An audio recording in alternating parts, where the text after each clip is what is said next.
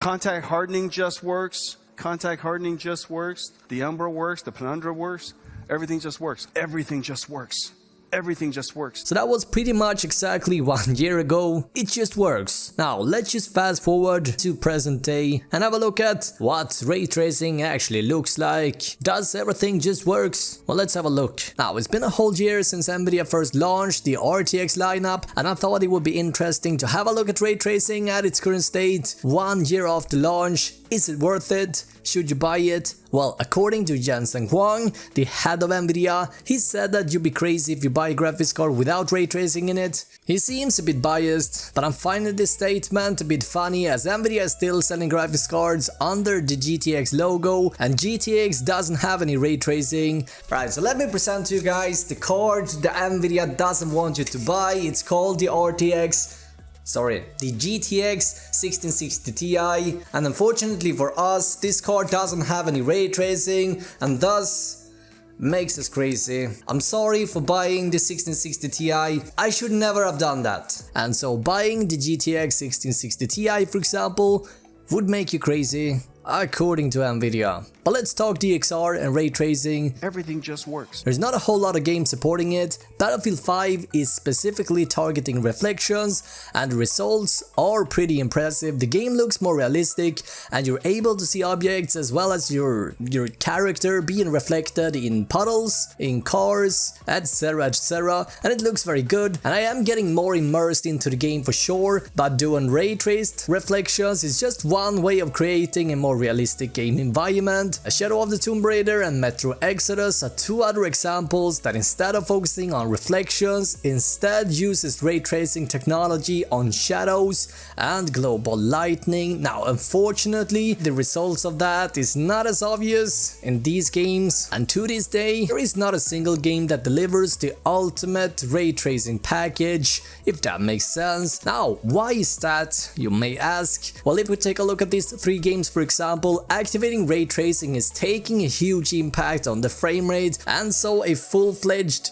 ray tracing game would probably be impossible to render at an acceptable frame rate with the current graphics cards. And as I said, there's not a whole lot of games that supports DXR and ray tracing. Nvidia recently dropped Quake 2 with ray tracing, and although this is a really cool way of showing what's possible, to me this is not more than just a tech demo, and this is something that I wouldn't spend too much time with. With that all said, let's talk about the future. Well, things are unfortunately not looking too bright right now. There are a handful of games coming with some ray tracing, however. We got the Finnish studio called Remedy that brought us Max Payne and Quantum Break. They are dropping a game called Control on August 27th with ray tracing support. Now the first initial game requirement said that you needed an RTX 2080 to be able to even play the game with ray tracing. Now these requirements has since then been lowered a bit down to the RTX 2060, so it's going to be interesting to see how this game runs on lower end RTX cards. Now keep in mind guys, RTX is a premium product, and this sort of entry level ray tracing card, also known as RTX 2060, comes in at $350 to $450 depending what specific card you're looking at, which is a hefty price to begin with. Alright guys, so this is the RTX 2060 and this card has a total of 30 RT cores. Now what does 30 RT cores mean? Well, RT cores or ray tracing cores is sort of the engine that keeps ray tracing run fluid in the game, and so what do you think happens if you don't have enough RT cores? Well, the game is going to lag and it's going to run very slowly, so in order for ray tracing to really work, you gotta need enough power, or in this case RT cores. The problem with the RTX 2060 in my opinion is the lack of RT cores, and it makes ray tracing not really worth activating in my opinion. And on top of that, the lack of VRAM. This card only has 6 gigs worth of VRAM, and in 2019 I don't think you should buy a graphics card with only 6 gigs of VRAM. Now what happens when you run out of VRAM? That is a very good question. Problem when you reach the limit is that the game is going to start lagging and it's super annoying and you don't want to deal with it. So guys, I think this is a bad purchase.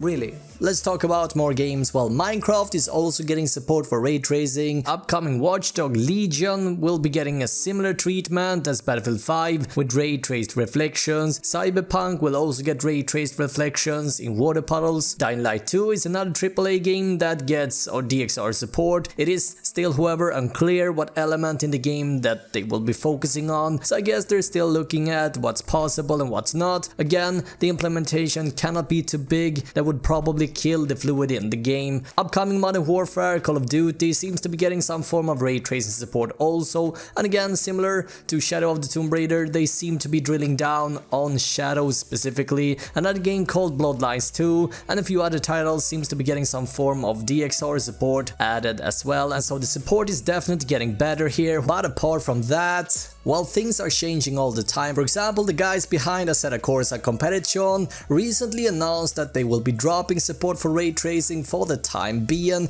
and the reason for that, well, the explanation is that the development was too resource intensive and the performance impact was too big. So right now, the experience you're getting with ray tracing is most of the time not worth the performance impact. Metro is a good example. I really wanted ray tracing to matter in this game. I truly was hoping for a really good looking shadows and light rays from the sun, but yeah, in reality the difference between having it activated and not doesn't really justify it, not to me at least, especially not on the RTX 2060. Now the reason why I decided to pick up the RTX 2060 was that I simply wanted Nvidia to convince me that the 2060 wasn't too slow for any type of ray tracing. But again, I've said this before, I'm going to say it again, I don't think the RTX 2060 is fast enough for ray tracing at all. But it's not just the lack of ray tracing cores, this card only has 6 GB of VRAM, which is not that future-proof, so I guess that makes me crazy for picking up this graphics card that is supposed to last me 4 to 5 years, and yet, because I'm so stupid of getting a graphics card with just 6 gigs of VRAM, I'm either gonna have to accept lots of micro stutter when my memory runs out, or I'm going to be forced to playing at a low resolution with less crispy high definition textures. Well, at least I got ray tracing, right? Now what's important to note also is the fact that the only graphics card available right now with support for ray tracing are quite expensive, and so even if you wanted ray tracing supported graphics card, you're forced to pay a hefty price, and not everybody has a budget to spend this much on the graphics card alone. And it kinda makes me wanna question Jensen's whole saying, why would you call people crazy? It's like saying if you aren't rich, you're crazy. I don't understand how this makes any sense. If RTX is out of your budget, yeah, you either probably buying an AMD card or a GTX card. That would make you crazy. Seems reasonable? Nah, not really. Well, I feel like this statement would have carried a lot more weight if he said it in 5 years time, as there's going to be a lot more ray trace supported games in the future. Many games right now, however, are still being held back by this console generation, and thanks to next gen getting ray tracing support, it's going to get a lot better. Now this is a presentation of the latest update in Unreal Engine 4. There's one part I want to focus on. Let me show you guys what I'm talking about. Right, let's get going. We've got this character over here, and we got a light above him, and in this light we can say this should be casting a ray trace shadow. That casts a shadow. So it's very easy to set this up. It's very easy to switch your content over to using ray tracing. Now many games are based on Unreal Engine, and so if game developers wanted to implement ray traced light rays just like this what we saw in this example, well, it wouldn't be that challenging. Biggest problem probably is that this generation RTX cards are simply not powerful for it. Right now my RTX 2060 is really struggling in ray tracing, and the realistic shadows and light rays and reflections is not making it worth the trading for the frame rate. Sure, you are getting more realistic shadows in Shadow of the Tomb Raider, and it's nice you're getting more realistic lightning behaviors in Metro Exodus, and it definitely adds a bit of depth in certain angles. And yes, Battlefield 5 with added ray tracing also give you a better overall experience. By the way, Battlefield 5 is, in my opinion, still the only game worth considering ray tracing for, but it's still not enough to justify the premium price tag. My point is, the lack of games supporting it, and together with the frame rate you take from activating ray tracing, makes it very lackluster at its current state. Now, if I get to choose between frame rate or ray tracing, I choose more FPS any day of the week, and so I guess not picking up an RTX card from Nvidia is as crazy as not picking up a 3D vision monitor like it was 10 years ago. Now, with that all said, the added ray tracing cores are doing a shit ton for other applications outside gaming. Just look at this one. Artists getting different texture maps prepared and baked for 3D painting is time consuming. RTX accelerator bakers in Substance Painter delivers up to 192 times faster performance than CPU for ambient occlusion and 10 to 15 times overall performance gain when baking all maps. And so this is very interesting numbers, but we're looking at things outside gaming at this point, and gaming at its current state. I think it's safe to say that you can gladly wait at least 1 or 2 more years until you pick up a card with ray tracing support. AMD is also jumping on the bandwagon and implementing DXR with their upcoming NAVI 2nd generation, and so there is no rush, in other words. So I'm sitting here, guys, and playing a bit of Shadow of the Tomb Raider. Now, this game is one of few games that actually have support for ray tracing. Now, I want to know in the comments below, what do you think about ray tracing?